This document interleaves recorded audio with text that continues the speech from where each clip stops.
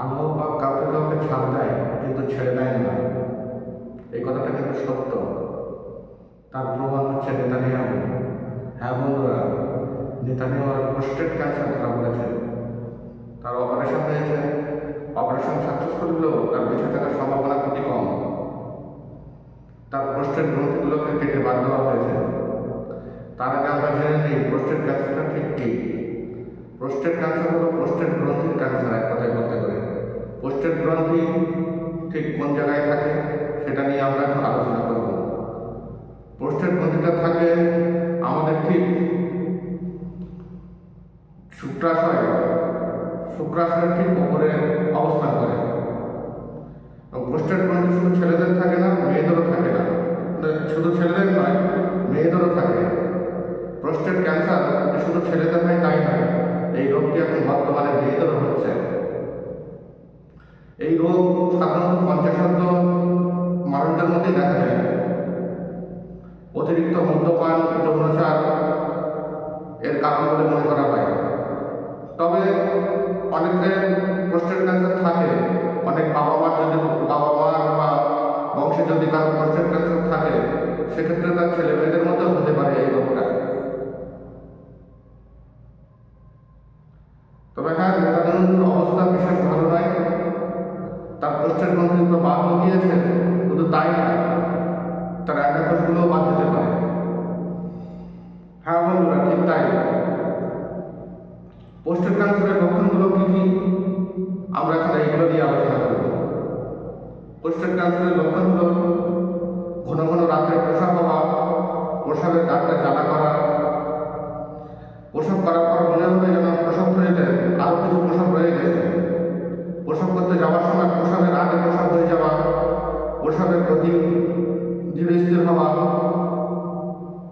বীর্যস্খলন না হওয়া, যৌন উত্তেজনা না আসা, এমনকি মূত্রাশয় দিয়ে রক্ত পড়তেও পারে। এগুলোই হচ্ছে প্রোস্টেট ক্যান্সারের লক্ষণ।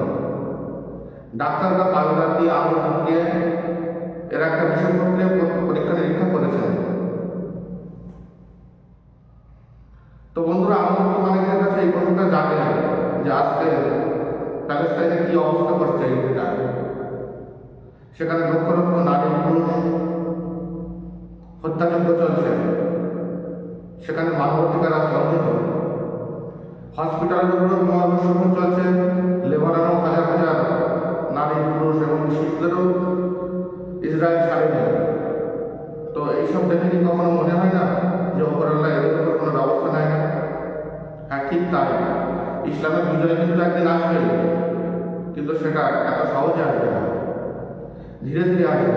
আজকে বাংলাদেশে দেখুন শেখ হাসিনার কি অবস্থা হলো। বিগত 15 বছর ধরে সেখানে স্বৈরাচারী শাসন চালাচ্ছিল, কিন্তু আল্লাহ পাক রব্বুল আলামিনের ইচ্ছায় সেখানে আজকে শেখ হাসিনাকে উৎখাত করা হয়েছে। ওই যে বললাম না যে আল্লাহ তাআলা এই জগতে কিছু কিছু রাখেন এবং কিছু কিছু জিনিস পরকালের জন্য রেখে দেন। শেখ হাসিনার ক্ষেত্রে ঠিক তাই হয়েছে। তো নেতানিয়াহুর এই যে ক্যান্সার হয়েছে, তার আর বেশি দিন বাঁচবে না, এমনকি তার হার্টেরও সংক্রমণ রয়েছে। গত বছর তিনি হার্ট অ্যাটাকে আক্রান্ত হয়েছিল, এমন খবর পাওয়া যাচ্ছে। সংবাদপত্রের পাওয়া খবর অনুযায়ী তার ক্যান্সারটা কিন্তু আপনার পুরোপুরি সারেনি। তো বন্ধুরা, এই ক্যান্সার কিন্তু শুধু নেতানিয়াহুর হওয়া দরকার নয়। মধ্যপ্রাচ্যের যেসব দেশগুলো আজকে নেতানিয়াহুকে সমর্থন করছে, এদেরও প্রোস্টেট ক্যান্সার হওয়া দরকার আছে। যেমন কাতার, বিশেষ করে সৌদি আরব, মিশর, সংযুক্ত আরব আমিরশাহী, এরা আজকে প্যালেস্টাইনদের সমর্থন না দিয়ে ইহুদিদের সমর্থন দিচ্ছে। কারণ কি জানেন? এরা মোসাদের সদর দপ্তরে, এদের দেশে যেসব প্রধানমন্ত্রী আছে, স্বরাষ্ট্রমন্ত্রী আছে, সদর দপ্তরে বিভিন্ন যৌনক্রিয়া করে বিভিন্ন মেয়েদের সঙ্গে। সেই সমস্ত কিছু দেখিয়ে এদেরকে ব্ল্যাকমেল করা হয়, কিন্তু এরা এত নির্লজ্জ যার জন্য এরা সামনে আসতে পারে না। আজকে মুসলিম বিশ্ব চেয়ে চেয়ে দেখছে, কিন্তু কিছু করার নেই। আমাদের মুসলমানরা কিছু করতে পারছেন এইসব জানোয়ারদের এগুলোর জন্য। সৌদি আরব, ইরাক, ইরান, একমাত্র ইরান ছাড়া কেউ এদের দিকে ফিরেও তাকাচ্ছে না। সৌদি আরব, আরব আমিরশাহী, কাতার, এদের কাছে এত শক্ত সম্পদ আছে যে এরা বিশ্বকে কিনে নিতে পারে, কারণ এদের কাছে আল্লাহ তাআলা এমন একটা জিনিস দিয়েছে, সেই জিনিসটা হলো তেল। এরা যদি বিশ্বের তেল বন্ধ করে দেয় তাহলে বিশ্বের অর্থনীতি ভেঙে যাবে। আজকে মিশর, এই দেশটা এত শয়তান যে তাদের সীমানা দিয়ে ইসরায়েলি অস্ত্র